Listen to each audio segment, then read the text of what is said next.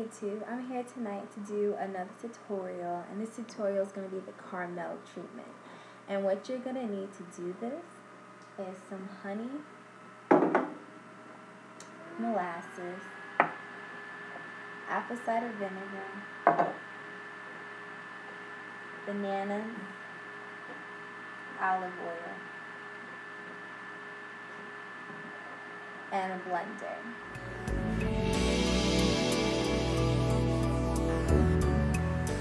The reason why I'm doing the caramel treatment is because I have a lot of new growth and I'm planning to put my hair in a protective style when I go away to school, which is my choices of weave. And the caramel treatment, if you put it on your new growth or all over your hair, it really loosens and softens your curl pattern. It's kind of really helpful for those who are transitioning or also who are trying to stretch their relaxers. So I'm going to go step by step. I usually eyeball this, but today I'm going to use the recipe that I usually use just to give you guys an idea of what to use. I got a call, a telephone call today. I usually will use 2 bananas because I take the rest that I make, the leftovers, and I put it into a bottle. And then I take that bottle and I put it in the freezer, and then whenever I want to reuse it, it lasts for about maybe 3 applications.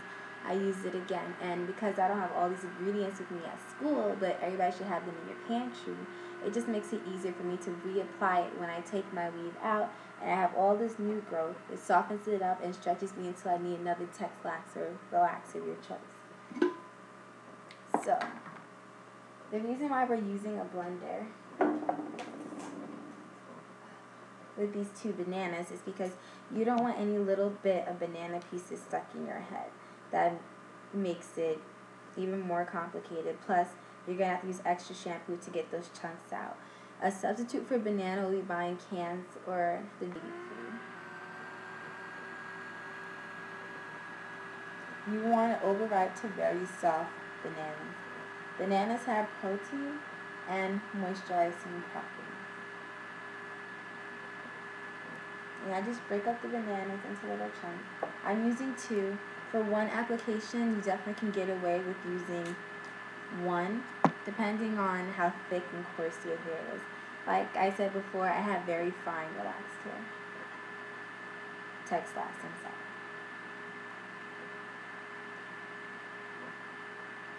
This is also a great recipe for naturals because it definitely helps loosen your curl pattern and soften and moisturize your hair if you have very kinky to dry hair. So once the bananas are broken up, that's 2 ripe bananas, then you're going to go on to use 6 tablespoons of olive oil. The reason why I like to do olive oil next is because it makes it much easier when I pour the honey in the measuring tool, so that way it just comes right out. And you're using 6. Okay, once you're done using 6 tablespoons of olive oil, then you're going to be taking 6 tablespoons of honey. I'm using Berkeley and Jensen honey. It's grade A pure honey, but you know, the raw the better the quality of the honey. And honey is definitely used for moisturizing your new growth. I do a lot of pre-poos with just olive oil and honey. It really softens and moisturizes my hair, right? Especially if you're about to use a very hard or rough shampoo. A wonderful pre-poo to do. 3.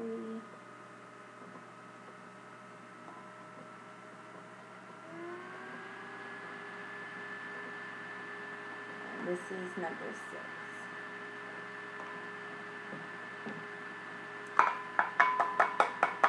Once you have all the honey, then you're going to want to use 3 tablespoons of molasses. You might not have molasses, but I'm using grandma's molasses. I don't really know where my dad got it from, but just know that molasses, it might have a very tricky smell to it, but it's very moisturizing molasses, but just know that it will darken your hair. But as you also know, honey lightens your hair. Make sure this is 3 tablespoons. But the trick is once you're done blending all of this, is that you're going to cook it on the stove to thicken it up, which releases the peroxide inside of the honey, which loses its qualities of lightening your hair. So just know if you use the caramel treatment over and over, you might see that your hair darkens. But if you were to use the honey and olive oil treatment for a consistent amount of time, you may notice that your hair begins to lighten. Once we're done adding the 3 tablespoons of molasses, the last thing you do is add, well, not the last, second last thing you do is add a tablespoon of apple cider vinegar. Apple cider vinegar promotes shine in your hair, as well if you were to use it in a apple ACV rinse, which is apple cider diluted in water. You use that as your final step to close your cuticles, promote shine, and those who are very porous hair who lose moisture easily, this is a great tip. I use this always as my final rinse with my hair in cold water, and it helps closes my cuticles so I don't lose all the conditioning effects of me conditioning my hair and all the moisture that I gained during my deep conditioning. Now that you have all your ingredients, you're going to puree.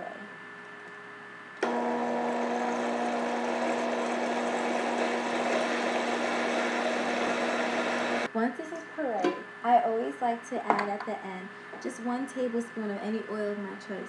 Sometimes it's coconut oil for some protein so that it penetrates my hair strand. Not saying that coconut is a protein, but it acts as one, helping to bind your hair.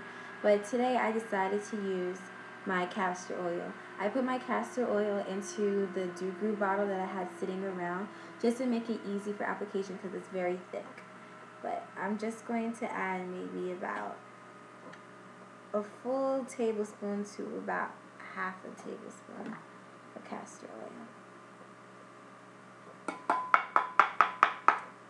And then I'm going to proceed to blend again, and then I'll meet you over by the stove. Okay, so guys, so I'm back. So I have my small saucepan over the stove, as you can see. I have it on very, very low heat.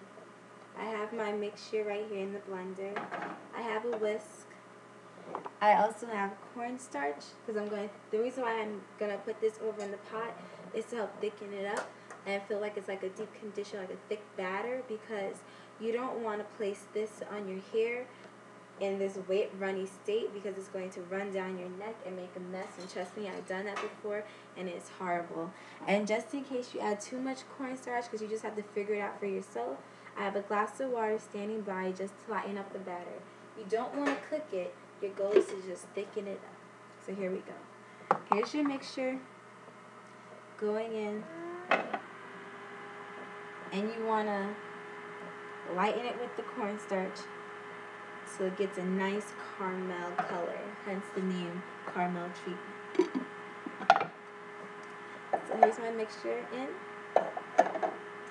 And I'm going to start off with half a teaspoon of cornstarch. Like so. Dump it in. And I'm just going to add another.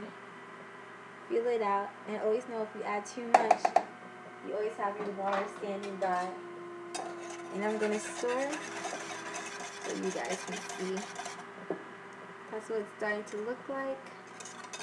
Still not. Okay guys, I'm back with the finished product, which looks like this. It's kind of dark. I'm sorry because I'm not in the most lightest spot. And it's really thick. And I'm going to show you how thick it is as I pour it in. Look at that. Almost like a cake batter. And the reason why I'm pouring it from this pot into this one, it's okay if you want to take a spoon because the bottom is really thick.